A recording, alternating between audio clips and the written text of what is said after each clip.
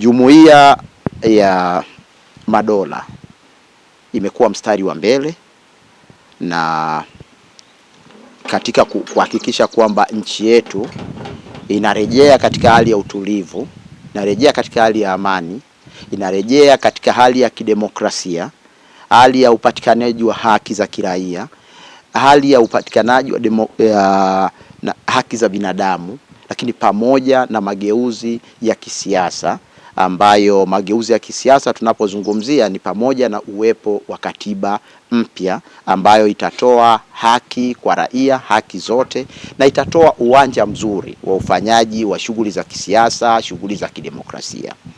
Na kwa kufanya hivyo, mtakumbuka Jumuiya ya Madola haikuishia tu kusema, ilimtuma aliyekuwa rais mstaafu wa Malawi Dr. Chakwera kuja hapa Tanzania. Alipofika hapa Tanzania alikutana na wadau wa pande zote.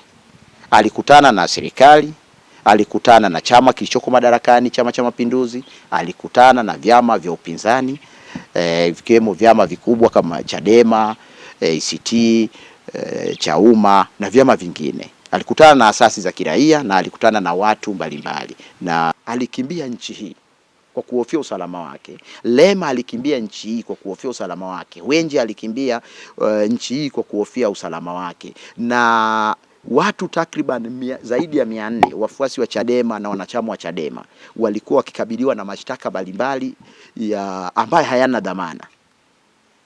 Wakati huo busara kubwa ya Chadema iliongoza kwamba ili kutatua matatizo haya tukutane, tuzungumze.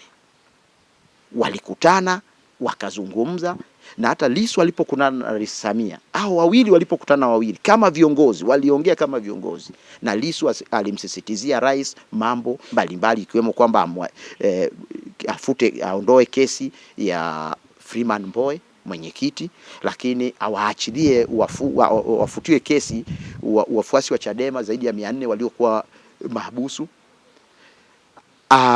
Yeye mwenyewe Lissu alimwambia rais kwamba anataka kurudi nyumbani.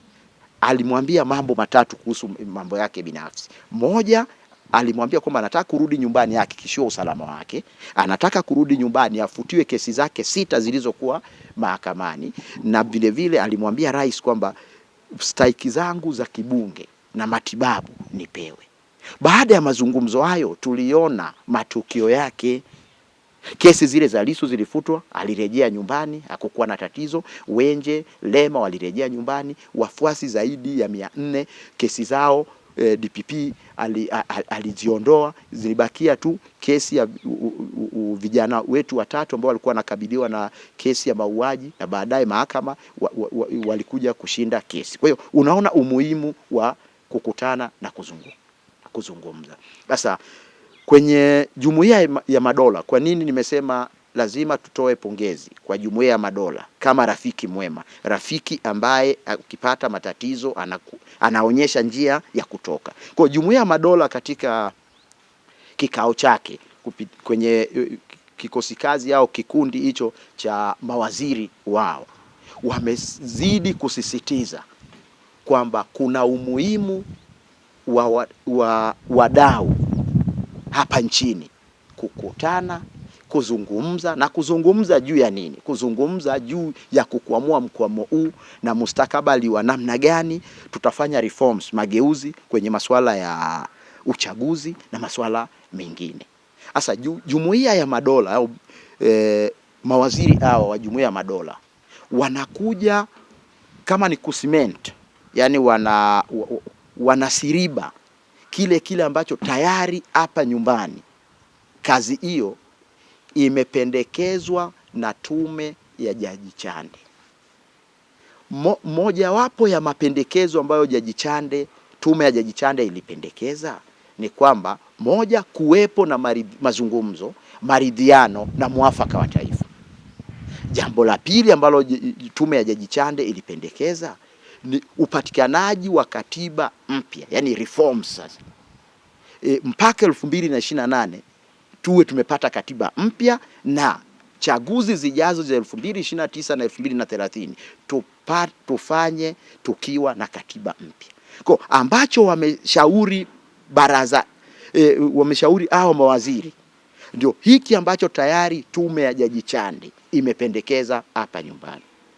Tume ya Jaji Chande vile vile ilipendekeza kwamba iundwe tume nyingine ambayo itashughulikia masuala ya jinai yaliyojitokeza wakati wao wanapita kuzungumza na watu. Jumuiya ya Madola vile vile bado imeiomba Tanzania, serikali ya Tanzania ifanye haraka iwezekanavyo kuunda hiyo tume ya uchunguzi ya masuala ya jinai ambayo tayari Suluhu Hassan na kwa vyovyote vile iko kazini. Kwa utaona jinsi gani ambavyo Jumuiya ya Madola kupitia kwenye kikosi kazi au kikundi hiki cha mawaziri wake wao wanatoa mwelekeo. Sio tu wanakosoa, sio tu kwamba wanaishutumu, sio tu, hapana. Wao wametambua kwamba Tanzania kuna tatizo, kuna mkwamo. Sasa huo mkwamo unatatuliwaje? Hautatuliwi kwa kila upande kuwa na ubabe au kwa watu wengine kushinikiza au kutoa matamko makali. Wao wanajua kwamba matatizo yanatatuliwa kwa watu kukaa mezani na kuzungumza. Ndio maana mimi nachukua hatua hii kupongeza mawaziri hawa wa Jumuiya ya Madola kwa jitihada zao ambazo wameziona